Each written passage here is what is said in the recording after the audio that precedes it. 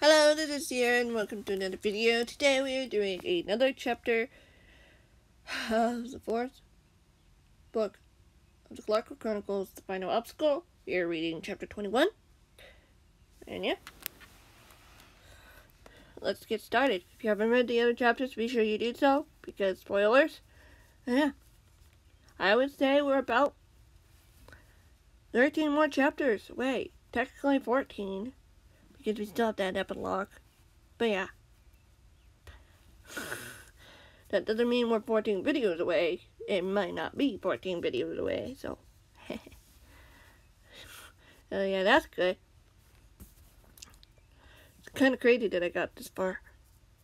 Be sure to let me know if you have any questions, thoughts, theories, anything of the sort in the comments. Because I would like to hear them, if you have any. But if not, that's fine. Totally fine. I hope you guys enjoy this, because, yeah. Big yawn. I've been reading for a while. I just read like 4 chapters now. Chapter 18 I started with today, and yeah.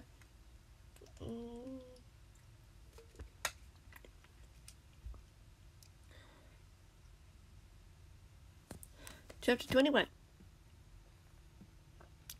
Sam cautiously walked his way back to the portal, taking a longer route in case anyone was trying to follow him.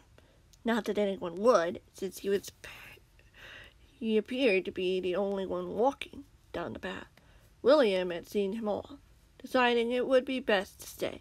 Sam had promised to say hello to their friend for them. No doubt his friend would be glad to know his helpers were okay. Well, not just him.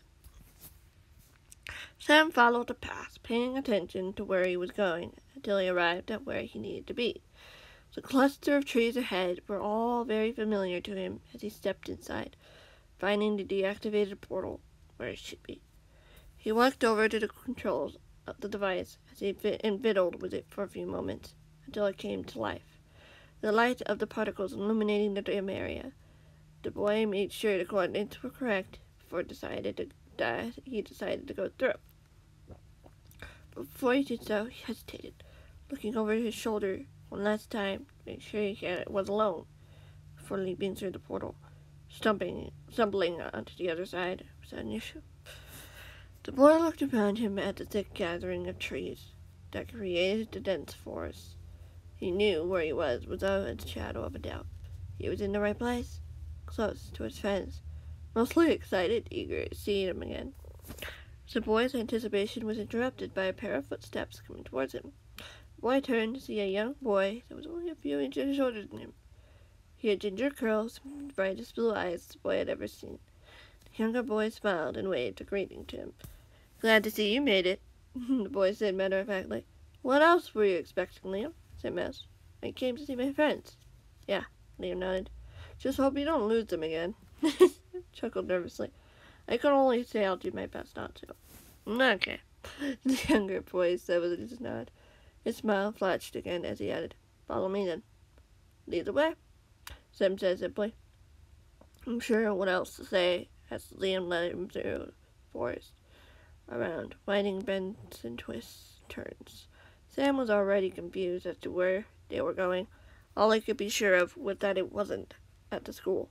Going there would have been far too dangerous for Stumpy, and even being so close to it was risky.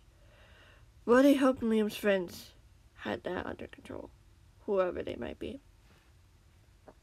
Sam continued onward silently, scanning the area on high alert, but everything seemed to be stone quiet. Not a single sound could be heard as they went around a few more bends.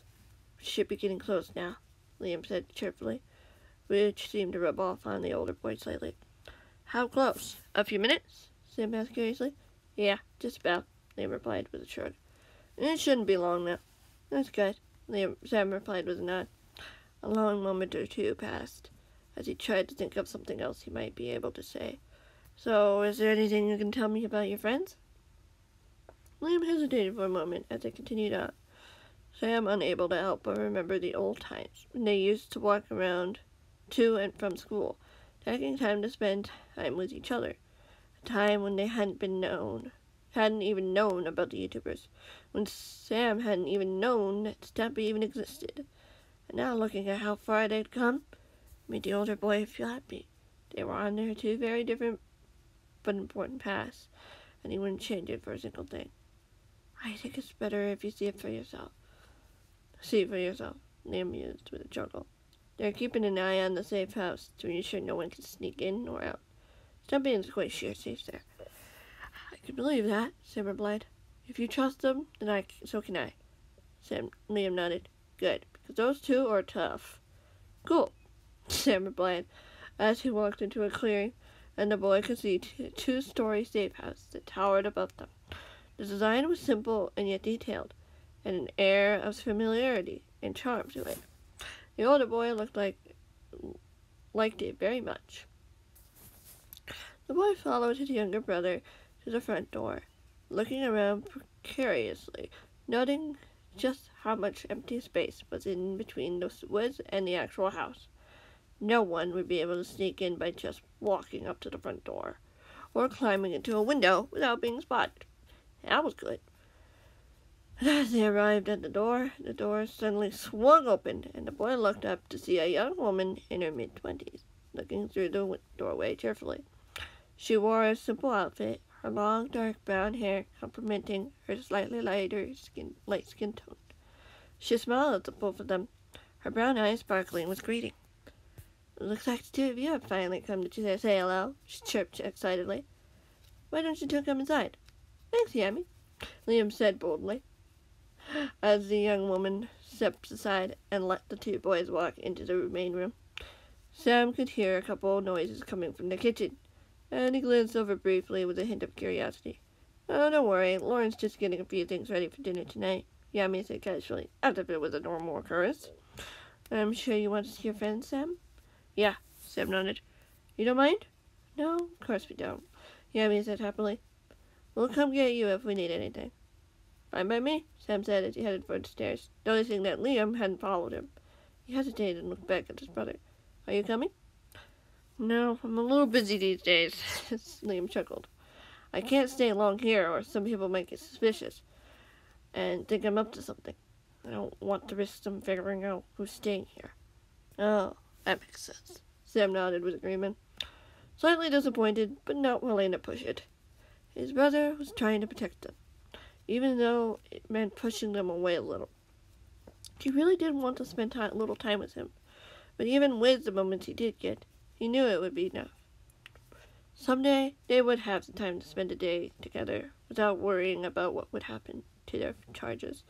When Mr. A was no longer a threat, when the cause finally relented, it gave up on trying to destroy the innocent life of their friend. When things quieted down, and they could be themselves. Maybe that day would never happen, but he never could be sure. Sam walked over to the stairs and started to climb them, not daring to look back to see if anyone was watching them. His mind was focused on one thing only, seeing his friends. He knew they were up here. Sam made it up the stairs and glanced around for a moment before he spotted a door that was slightly open. He walked over to it quietly and knocked on it firmly. Come in, a familiar voice replied, as the boy opened the door, and the rest of the way revealing a bedroom she was sitting on. Really, no, I read that sentence way too fast. Squishy was sitting on a chair beside the bed, looking up to meet his gaze with a relieved smile. How are you? The boy asked curiously, as he closed the door behind him, leaving a small opening so to ensure this wasn't completely private. The boy could also see the cat sleeping peacefully in the bed, his breathing soft and even. The duckling looked back at the cat with an expression of concern and calm. I'm fine, just a little tired. Sam nodded. I can always take care of him for a while if you need to rest. She chuckled. I know you would, she sighed, shook her head. I'm just a little worried about him. Jumping? How come? The boy asked. She shook her head. The dreams won't stop, apparently, and he's afraid they might come true. I can see how that could be difficult, the boy sighed.